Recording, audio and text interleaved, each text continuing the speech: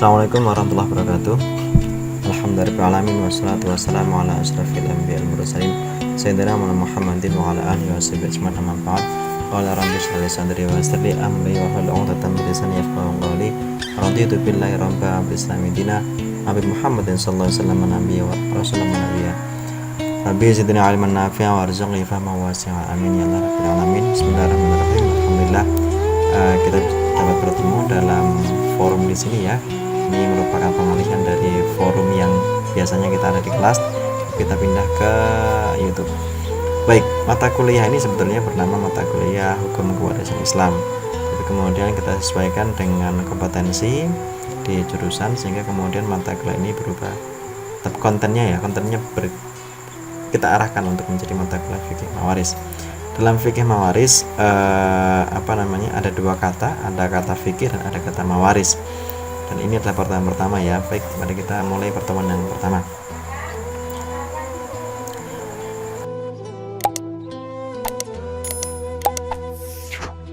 Bismillahirrahmanirrahim. Waris. Dalam disiplin keilmuan waris itu ada beberapa kata yang sering digunakan ya. Yang pertama ada kata waris. Kata waris ini merujuk pada subjek sekaligus objek.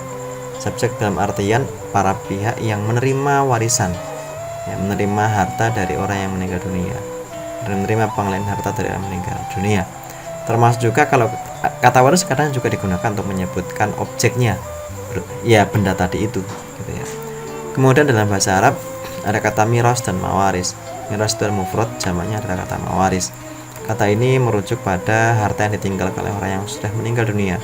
Dalam dunia, harta yang dia tinggalkan itu disebut sebagai miras, jamaknya adalah mawaris. Kata lain yang juga digunakan untuk merujuk, yang sering digunakan dalam bidang kajian ini adalah faraid. Faraid itu merupakan jamak dari kata faridah, yang artinya sesuatu yang sudah pasti, sesuatu yang sudah tetap. Apanya yang tetap dan apa yang pasti? Yang pertama adalah orangnya. Nah, dalam bidang ilmu faraid kita jelas siapa orangnya, siapa yang berhak menerima waris dan siapa yang tidak berhak menerima. Kemudian yang selanjutnya adalah nisbahnya atau pembagiannya ya. Dalam bidang ilmu faraid jelas ya, si ayah dapat berapa, ibu dapat berapa, anak dapat berapa dan sebagainya, itu bersifat pasti karena dalam ilmu faraid adalah ilmu yang bersifat spesifik ya, sangat kuantitatif. Al-Quran juga menyebutkan secara kuantitatif masing-masing berapa ya. Kemudian pembagiannya pun juga bersifat kuantitatif dan itu jelas pasti, maka disebut sebagai ilmu faraid. Kemudian kata lain yang sering digunakan dalam bidang ilmu waris adalah kata pusaka. Kata ini merujuk pada objek atau harta yang ditinggalkan oleh orang yang meninggal dunia. Nah, dari beberapa kata ini, kalau kata waris itu merujuk dalam bahasa Arab, miras pun juga bahasa Arab, faraid dalam bahasa Arab, sementara kata pusaka itu merupakan bahasa Indonesia yang ini biasanya dekat dengan tradisi di Minang ya. Di Minang ada namanya harta pusako, ada pusako tinggi, pusako rendah itu ya. Baik, kemudian selain kata-kata tadi itu ada juga beberapa istilah ya dalam bidang keilmuan. Yang pertama adalah hukum waris. Nah, kata ini adalah, kalau sering digunakan kata hukum waris, kata ini merujuk pada aspek hukum positif dalam pengaturan kewarisan ya. Biasanya merujuk pada aturan-aturan dalam Berkeley Watchbook ya, ataupun dalam kompilasi hukum Islam yang mengatur tentang bagaimana pembagian kewarisan. Kemudian yang kedua adalah fikih mawaris. Kata fikih mawaris ini merujuk pada subdisiplin keilmuan ilmu fikih. Jadi dalam ilmu fikih itu ada subdisiplin yang mengkaji tentang harta warisan, para pihak yang berhak, kemudian bagaimana cara perhitungannya, kemudian untuk memastikan bahwa hak itu didistribusikan kepada yang berhak. Ini ya, jadi ini adalah suatu subdisiplin keilmuan. Jadi kalau fikih adalah al-ilmu yata'allaqu bi af'al mu'allaf alladhi istanbatu min adrat at-tafsiliyah.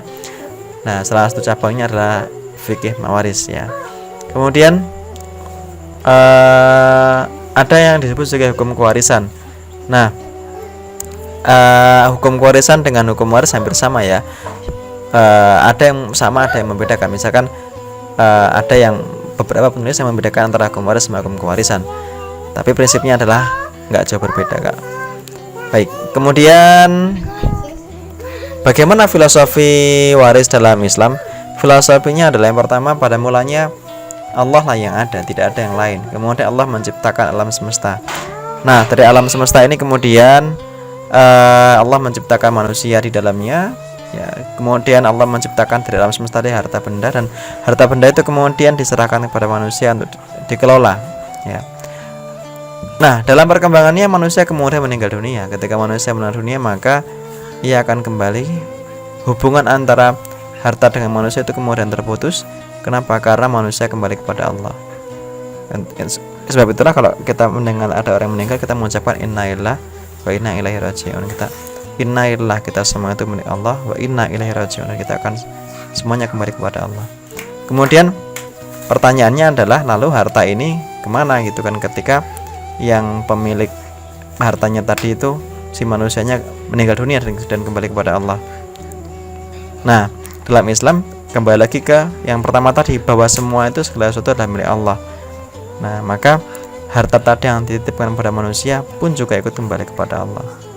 Nah, dari sini kemudian persoalannya adalah, ya, lalu mau dikemanakan itu kan harta itu, sementara Allah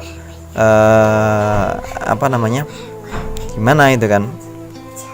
Maka kemudian Allah menurunkan ilmu yang ilmu faraid tadi, atau ilmu mawaris dalam ketentuan di dalam Al-Qur'an ya. Kemudian dengan melalui waris atau faraid inilah Allah mendistribusikan harta tadi itu kepada para ahli warisnya. Suami mendapatkan sekian itu kan, kemudian si istri yang ditinggalkan mendapatkan sekian, anak mendapatkan sekian, dan seterusnya. Itu diatur dalam Al-Quran secara spesifik dan definitif. Kemudian apa dasar hukum waris? Ada banyak ayat yang terkait dengan waris ya. Yang pertama, tapi yang pasti begini, dasar-dasar hukum waris yang pertama adalah Al-Quran ya. Nanti akan saya ceritakan beberapa ayatnya. Kemudian yang kedua adalah hadis. Kemudian yang ketiga adalah asar. Hadis sama asar agak berbeda ya. Hadis itu adalah ma'udhifa Nabi sallallahu alaihi wasallam min fi'lin aw qaulin aw takririn. Segala sesuatu yang disandarkan kepada Rasul ya, baik dalam wujud ucapan, dalam wujud perbuatan ataupun perantapan. Sementara asar adalah sesuatu perkataan, pernyataan ataupun keputusan yang ditetapkan oleh para sahabat.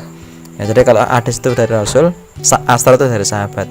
Nah, nanti di bab-bab yang belakangan nanti kita akan membicarakan tentang beberapa perkara yang dulu diputuskan oleh para sahabat ya setelah Rasul meninggal, misalnya masalah mimbariyah atau aktariyah gitu ya, aul roh dan segala macamnya, yang itu merupakan hasil dari pemikiran dari para sahabat.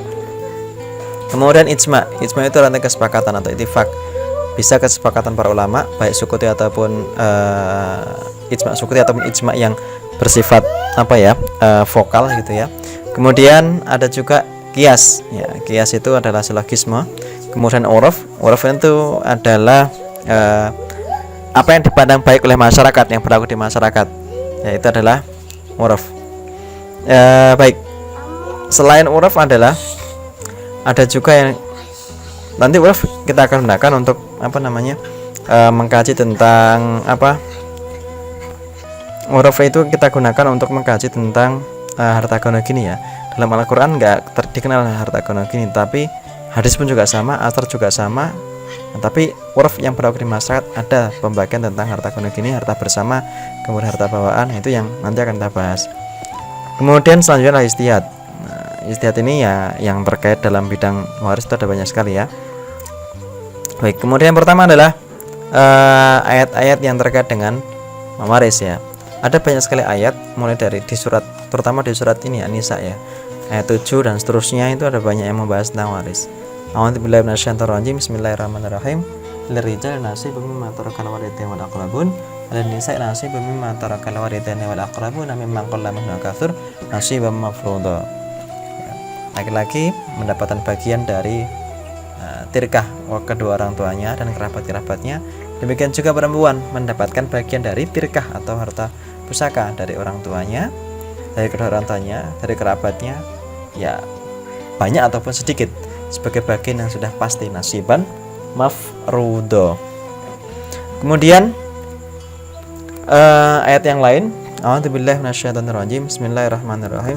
Wa idza hadara al-qismata al-qurba wal yatama wal masakin farzuquhum minhu wa qulu lahum qawlan ma'rufa. dalam proses pembagian harta waris, kalau di situ ada ahli ulil qurba, kerabat ya, kemudian anak yatim dan orang miskin, maka berikanlah bagian kepada mereka. Kemudian ucapkanlah perkataan yang baik. Ini surat An-Nisa ayat 8 dan beserta ayat seterusnya yang nanti membahas tentang pembagian secara definitif ya. Baik, kemudian hadis tentang waris. Ada banyak hadis yang mengatur tentang waris ya. Salah satu di antaranya yang paling populer ini ya. An bin Abbas radhiyallahu anhu qala an Nabi sallallahu alaihi wasallam qala al-hiqu al-faraid bi aliha fama baqiya fal ula rajulun dzakarun. Ya. Berikanlah faraid kepada ahlinya, kepada yang berhak, kemudian kalau ada sisa maka yang lebih utama adalah laki-laki, baik itu ya dalam keluarga itu ya. Kemudian apa hukum mempelajari ilmu waris ya, dan apa hukum waris itu apa itu? Hukumnya apa? Nah, kita mengenal dalam waris itu ada yang disebut hukum mempelajari. Hukum mempelajari ilmu waris itu adalah fardu kifayah. Artinya apa? Artinya kalau dalam satu wilayah di situ tidak ada yang mempelajari ilmu waris, itu maka satu wilayah tersebut semuanya berdosa. Tapi kalau ada beberapa orang yang mempelajari ilmu waris dan itu bisa digunakan untuk memberikan pelajaran bagi warga di sekitar, maka itu sudah dinyatakan cukup. Dan jika sudah dinyatakan cukup, maka satu kampung tersebut, satu komunitas tersebut tidak ada yang mendapatkan taklif dosa. Kemudian yang kedua, menerapkan apa hukum menerapkan waris? Hukumnya fardu ain atau wajib ya, karena tadi kembali kepada filosofi awal bahwa harta yang ditinggalkan oleh orang yang meninggal dunia itu adalah milik Allah, maka ya kita harus mengikuti pembagian milik Allah. Nah, kalau disepakati para ahli waris bagaimana? Kalau disepakati waris boleh, tapi itu hanya dilakukan setelah distribusi pembagian menurut ilmu faraid. Jadi gunakan ilmu faraid terlebih dahulu, dibagikan terlebih dahulu. Kalau sudah, para pihak boleh mengumpulkan beli hartanya, kemudian dibagi sesuai dengan kesepakatan. Kemudian apa tujuan waris dalam Islam? Ya, tujuan waris dalam Islam adalah yang pertama menetapkan siapa yang berhak dan kadar masing-masing itu berapa. Nah, ini penting ya agar terhindar dari perselisihan itu ya.